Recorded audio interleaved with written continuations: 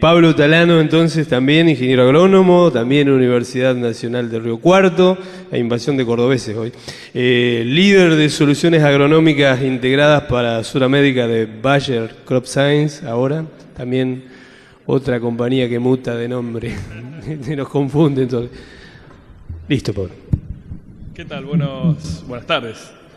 Gracias, Ricardo, y gracias al INTA por la invitación. Bueno, yo estoy para comentarles un poco lo que estamos trabajando en agricultura de prescripción.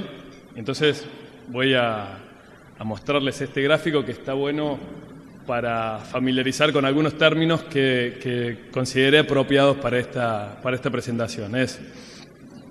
La agricultura de precisión podríamos clasificarla como esa agricultura o esas tecnologías que nos permiten capturar datos, ¿no? Si vamos al parque de maquinarias de acá, todas esas maquinarias lo que hacen es capturar información. Un satélite captura información, estaciones meteorológicas capturan información, y eso es lo que apropiadamente podríamos hablar de la agricultura de precisión, que es la que nos permite la base inicial de todo modelo de lo que es la agricultura digital.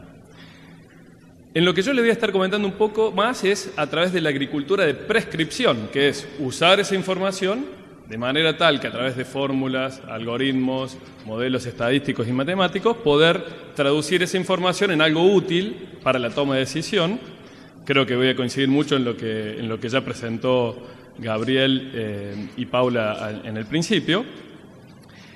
Y una introducción a algo que me parece que es un poco lo que se viene en el futuro, es lo que es la agricultura empresarial, que en realidad es Enterprise Agriculture, en inglés queda mejor que en la traducción en español, pero es empezar a meter nuestra gestión en forma digital, la gestión en sí de un campo, de un lote, en la estructura digital. Es decir, tomar decisiones a través de información de histórica, información y de calidad. ¿Cuándo hacemos las aplicaciones? ¿Qué tipo de herbicidas utilicé? ¿Si eran o no eran residual? ¿Cuántos milímetros tuve de la última aplicación del herbicida?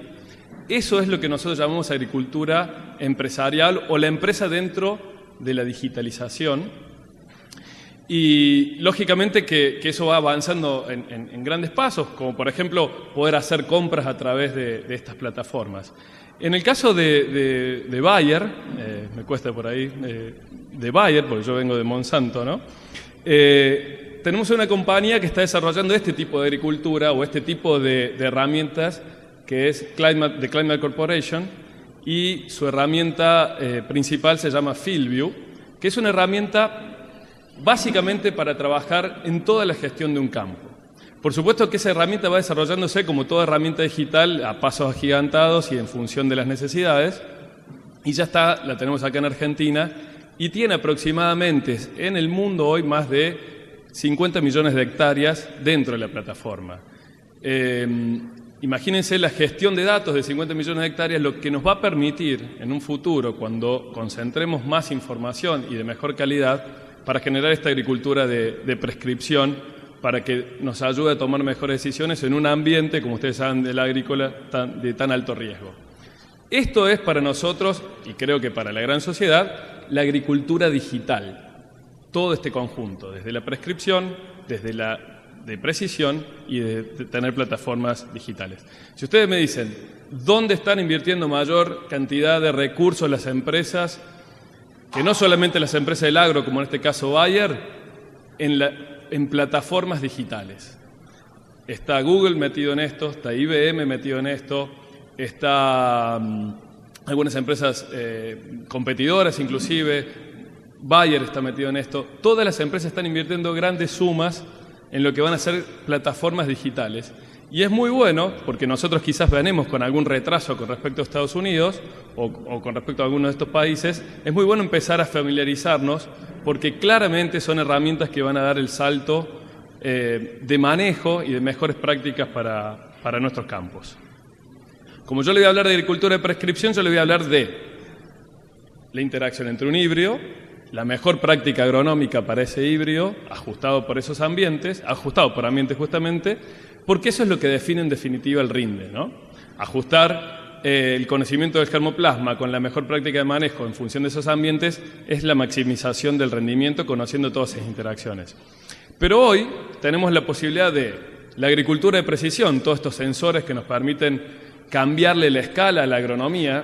Si quieren, la función inicial, la función de arriba, es la función de que Gabriel me explicó a mí cuando yo era alumno de él en la universidad, pero creo que pasaron los años, yo me fui a la universidad y cambió muchísimo la cantidad de herramientas con las que yo puedo contar hoy para entender esta función de una manera diferente. Y lógicamente lo que es ciencia de datos. La ciencia de datos, hoy conocido como Big Data o todo lo que es Machine Learning, inteligencia artificial, es algo que está subutilizado aún en la agricultura y van a ser los grandes procesos de cambio que se van a dar seguramente en los próximos años. Entonces, yo le voy a tratar de hablar de algo que no llegue a ser un Machine Learning o una inteligencia artificial, pero tiene el concepto de trabajar con grandes bases de datos para generar una recomendación que maximice el rendimiento en forma sustentable.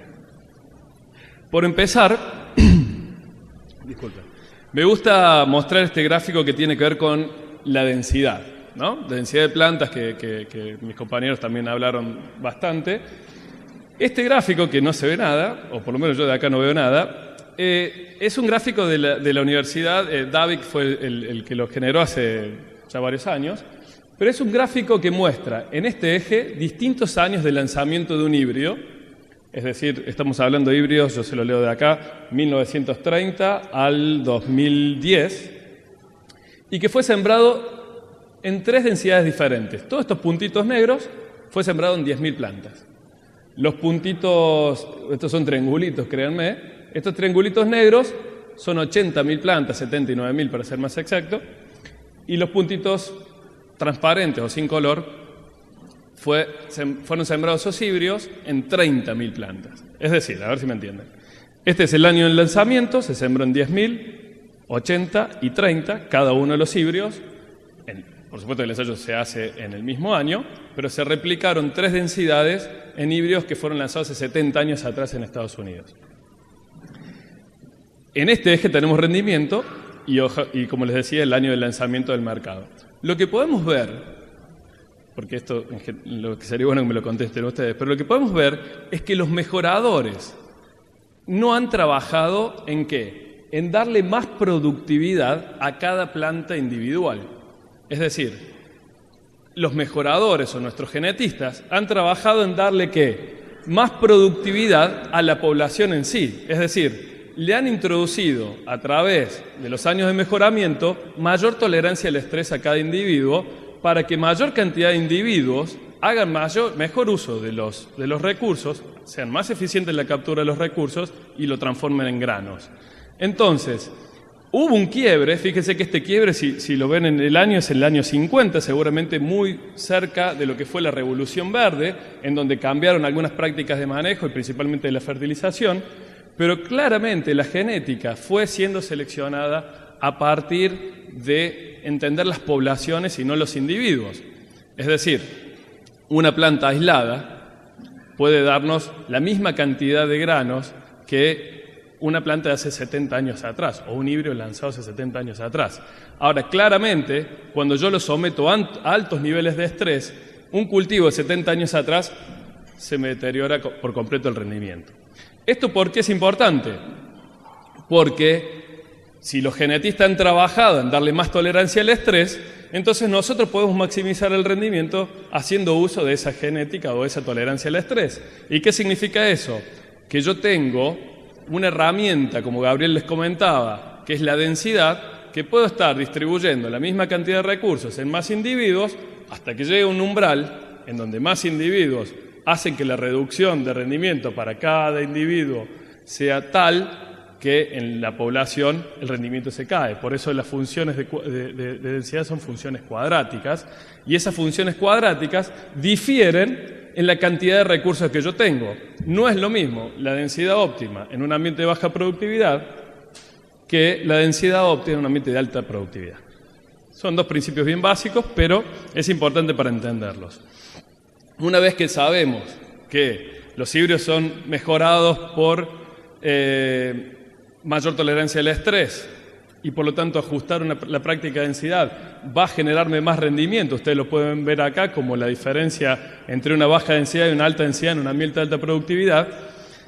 Lo que es importante entender es que el cultivo de maíz, como cultivo, que funciona de esta manera, tiene una gran variabilidad dentro del cultivo a través de la genética. Y fíjense esto, si tomamos este eje como densidad y este eje como el índice ambiental o si quieren, la productividad obtenida, van a ver que hay híbridos que sus óptimos necesitan para explorar los máximos rendimientos mayor cantidad de individuos, es decir, son híbridos de alta respuesta a la densidad. A medida que yo le voy dando más recursos, más individuos generan mayor rendimiento porque capturan más eficientemente esos recursos. Pero hay otros individuos, hay otros híbridos, y fíjense que estoy hablando de dos híbridos nuestros. El 7270, que es un híbrido lanzado de esta campaña, que es de última generación, versus un híbrido que también es lanzado hace un par de campañas, no es un híbrido muy viejo, pero que tiene una componente genética un poco más antigua y que si yo le mejoro las condiciones de ambiente, pongo más recursos, más agua, más nitrógeno, no necesariamente va a tener una respuesta tan positiva a la densidad como el híbrido anterior. Si lo llevamos a esto, este es el eje de ambiente, es decir, un ambiente de 120 quintales, fíjense que nuestro portfolio de productos tiene un rango de hasta 20.000 plantas. Es decir, el híbrido que menos responde y el que más responde para un mismo ambiente pueden diferir en 20.000 plantas. 20.000 plantas, estamos hablando de cerca de 70, 80.000, estamos hablando de un 40% de diferencia de plantas. Conclusión de esto, los híbridos son seleccionados para mayor tolerancia de estrés, eso nos obliga a entender que debemos hacer un mejor ajuste por ambiente de cada uno de ellos para maximizar la ganancia genética, pero tenemos que ser muy cuidadosos que ese uso, esa aplicación para cada híbrido, para maximizar el rendimiento, es específica para cada uno de los híbridos. Y le estoy hablando de un portfolio de productos de Decal. Imagínense si metemos los productos de Encirca, no me acuerdo el nombre del anterior. 5 minutos. Bien. Entonces, ¿qué es importante? Es importante hacer el macheo, es decir, juntar lo que conozco de los híbridos, pero principalmente conocer el ambiente, porque si yo conozco el ambiente, me va a dar muchísima seguridad sobre la práctica que defino. Entonces, hace ya 8 años estamos trabajando en este proyecto y dijimos, bueno, ¿cómo conocemos el ambiente? Fuimos y colectamos todas las capas posibles georreferenciadas que había en un lote. Hicimos muestras de grillas de cada 50 metros, pasamos Veris y medimos electroconductividad, altimetría, índice topográfico compuesto, todas 35 capas, de las que ustedes se imaginan que podíamos medir, las medimos. Construimos una gran base de datos. Esa base de datos se componía de las bases de suelo y los mapas de rendimiento históricos de un montón de campos. Estos fueron más o menos, empezamos con 5.000 hectáreas. Cuando pasamos en la Saranda dijimos, bueno, a ver, ¿cuál de todas estas capas me explican la variabilidad o me explican el rendimiento? Nos dimos cuenta que de las 35, no más de 10. Y a algunas le diría que podríamos también rechazarlas porque no necesariamente todas tienen, o hay una colinealidad en la explicación del rendimiento. Y nos quedamos con, no se alcanzan a ver, pero nos quedamos con variables que ustedes van a ver son muy estructurales. Son altimetría, índice topográfico compuesto, electroconductividad, por lo cual electroconductividad lo asociamos más a lo que es textura, pero no nos interesa si es o no textura, simplemente como nos explicó el rendimiento lo usamos como tal. Materia orgánica, capacidad de intercambio catiónico, NDVI de varios años, un índice de humedad que es un derivado topográfico y otros derivados topográficos. Con esas capas de información nosotros construimos un algoritmo que nos explique el rendimiento. Pero fíjense lo que nos pasa en Argentina. Este es un campo de LIAG, esto es en Bedia, no es la zona de donde yo vengo, que es Río Cuarto, que es mucho más agresiva en cuanto a clima, es un campo en la provincia de Buenos Aires. Y cada una de estas curvas es un año de maíz. A ver acá sí. Es el año 07, este es el año 07, es el año 09 el verde, es el año el 12, el 2012, el celeste, y el violeta es el año 2014.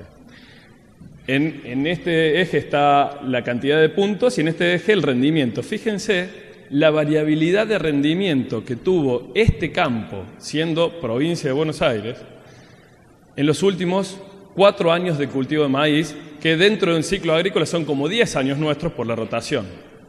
Entonces, cuando nosotros quisimos usar esas capas de información para predecir el rendimiento, ¿qué imaginan que pasó? Se rompió, no funcionó.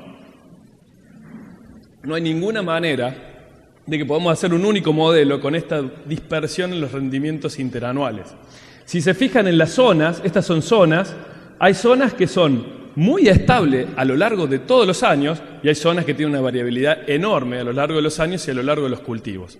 Entonces, ¿qué hicimos? La verdad que no podemos definir el clima en manera precisa. Lo que hicimos fue construir escenarios productivos.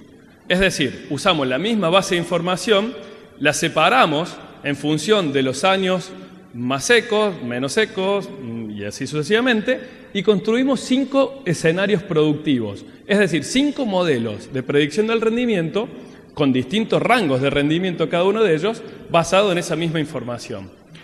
Resolvimos el problema parcialmente. Hoy el productor es el que elige sobre qué escenario plantarse. Seguimos teniendo, si quieren, algunas posibilidades de mejora, pero indudablemente si ustedes conocen la situación hídrica de su campo, pueden aproximarse más a un rendimiento de a una situación de alto rendimiento o de bajo rendimiento. Voy a avanzar porque me pasé en el tiempo.